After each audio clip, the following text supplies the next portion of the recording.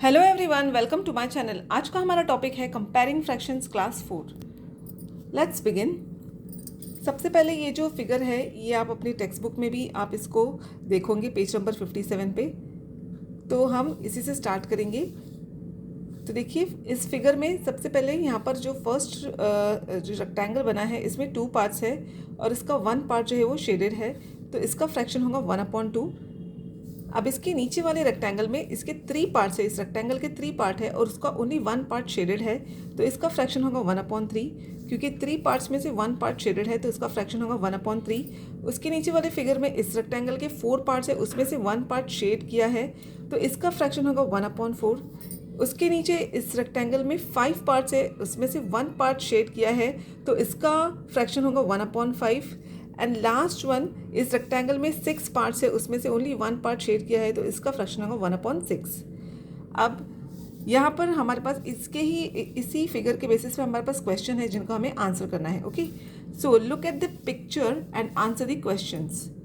The first one is which is the smaller fraction, 1/2 और 1/3। तो यहाँ पे आप देख सकते हैं 1/2 is this top most and 1/3 is just below this. तो यहाँ पर 1/2 में से जो ये जो है 1/2 इसका जो है शेडेड पार्ट ज़्यादा है और 1/3 ये जो फ्रैक्शन है इसका शेडेड पार्ट जो है कम है। तो आपको पता लगाना है कि कौन सा फ्रैक्शन स्मॉलर है, तो जिसका शेडेड पार्ट कम है वो स्मॉलर फ्रैक्शन है। ठीक है, तो which is a smaller fraction 1/3, क्योंकि इसका शेडेड पार्ट जो है वो कम है, 1/2 से इसका शेडेड पार्ट कम है। अब next one is which is a smaller fraction 1/5 और 1/6। तो देखिए 1/5 is here and 1/6 is just below this.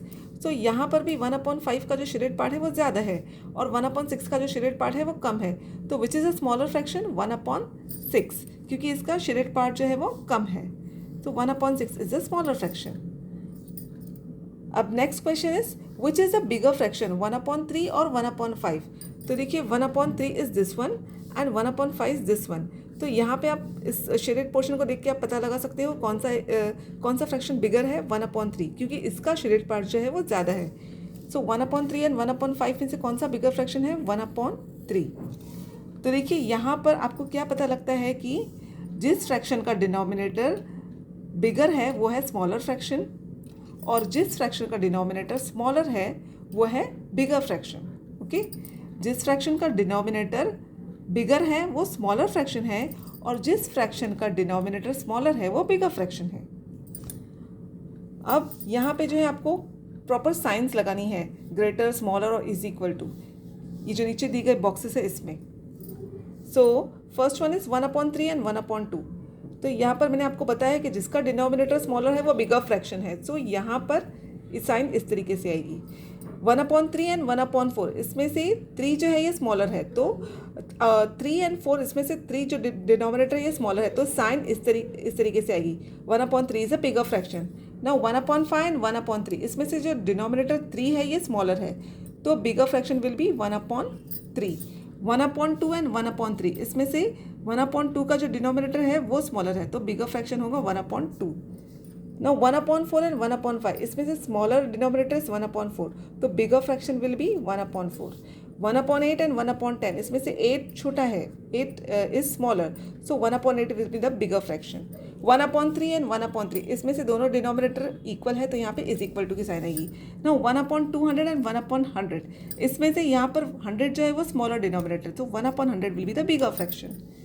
1/15 and 1/20 यहाँ पर 15 जो है वो smaller denominator, so 1/15 will be the bigger fraction.